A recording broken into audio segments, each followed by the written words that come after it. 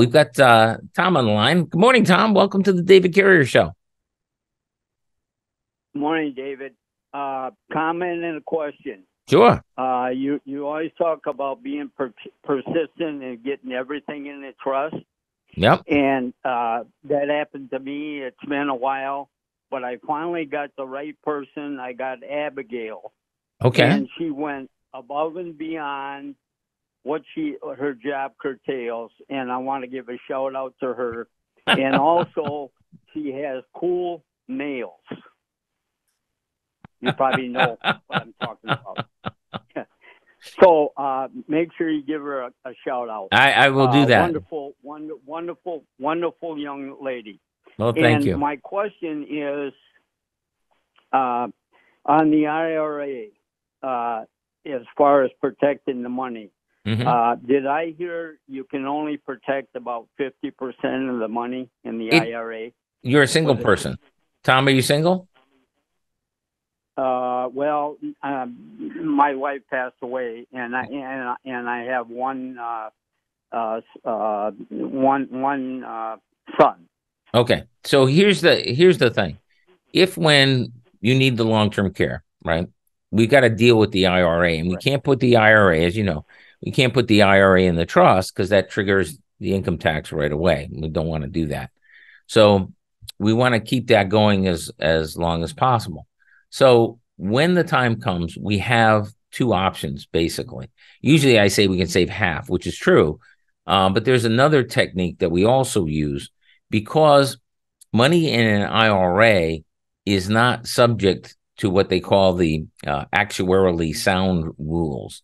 So what we can do actually is put the IRA into an annuity. And because the state of Michigan does not have to be the beneficiary on it, because we don't have to pay it out over a specific amount of time, equal installments, which you would have to do. You would have to do that with a typical annuity. You don't have to do it with an IRA. They're different. Then what we do is we push that money forward, whatever your life expectancy is, and balloon it at that life expectancy. Generally speaking, when we do that, we can preserve quite a bit more than the half. But I generally say half because we can always do that. There's no question. The question is, what do we do? What do we do if we do have the single person and we've got the ability, which you do because you've got the powers of attorney that we did, and then they allow you to do this. Even if you're not able to, then your kids are able to do it, or whoever you named in the power of attorney, they're able to do that for you. And so what they're going to do is they're going to push that down the line. So again, it'll balloon at that point. Now the money, there will be the required minimum distributions still have to come out. So we figure that the required minimum distributions are coming out, but we're going to preserve typically more than, 70% or so. Sometimes more. It just depends for the kids. So you did hear me correctly. I do say half because that's bottom line.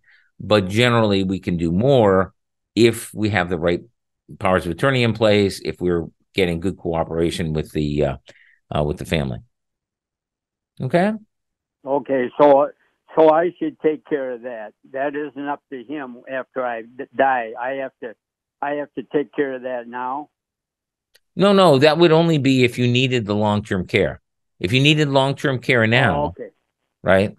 That's what we would do with that's what we do with the IRA. Okay. Gotcha. All right. Okay. Well, thank you. And I will pass that along. Yeah. Nails were appreciated. Yeah. She's wonderful. Thank you. Have a good day. Thank you, Tom. You appreciate it. Appreciate you. Yeah.